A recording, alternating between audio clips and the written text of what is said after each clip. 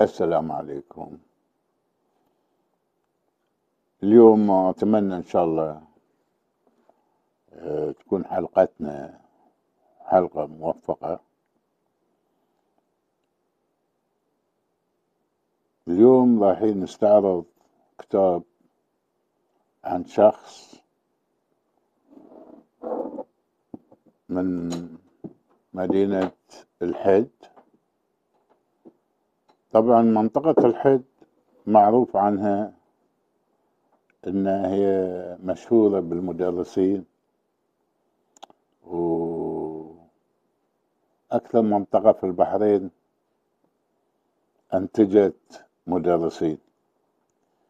فأستاذ جاسم مندي سفير التحكيم البحريني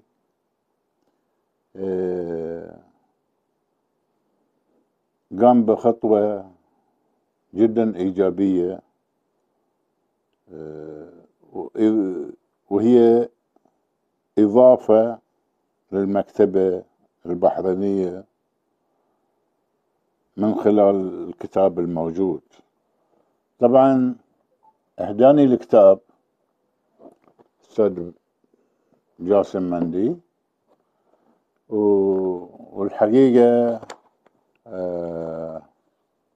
الإهداء كل جميل إلى روح والدي ووالدتي وإلى جميع أفراد عائلتي وأسرتي الكريمة. الحقيقة إهداء جدا طيب يذكر كل من ندعمه. المقدمة اللي كتبها أستاذ جاسم مقدمة جدا طيبة. بعدين عندنا الصحفي المعروف محمد لوري. محمد لوري شخص الحقيقة متميز في الصحافة وله باع كبير، وهو من أشرف على الكتاب. محمد لوري هو من أشرف على الكتاب.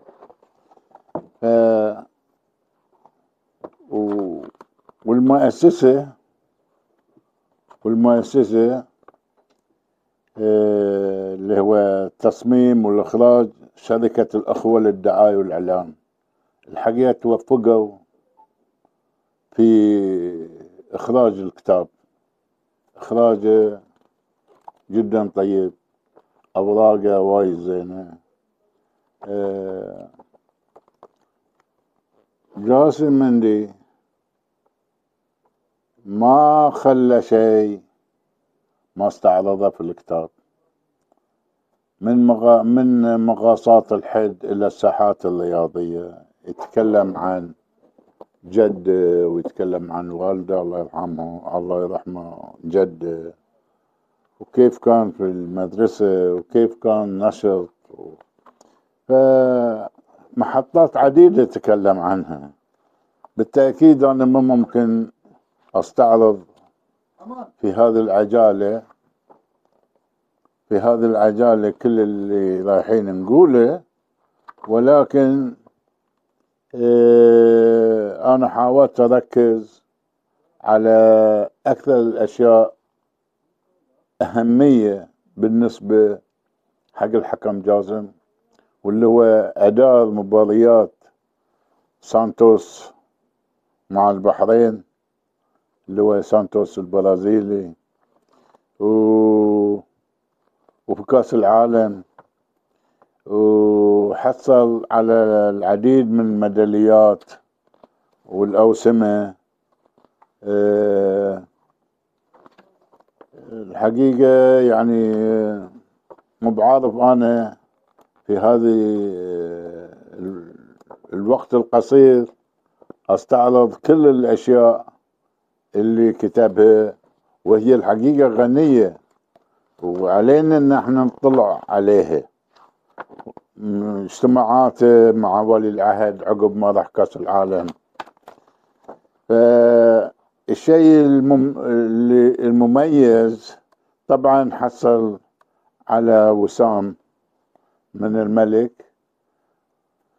وبعدين عندنا 30 شخصية كتبت عن انجازاته. 30 شخصية كتبت عن إنجازاته، منهم مستشار جلالة الملك صالح بن هندي، وعبد الرحمن سيار، وإبراهيم الدوي، وشخصيات بحرينية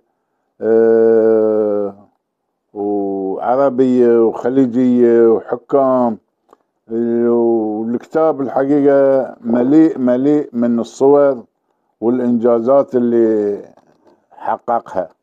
فألف مبروك على الكتاب. وأتمنى من الأخ جاسم، لابد أن هناك في أشياء ثانية يريد أن بعد يوضحها لنا. فشكرا على مجهوده. مع السلامة.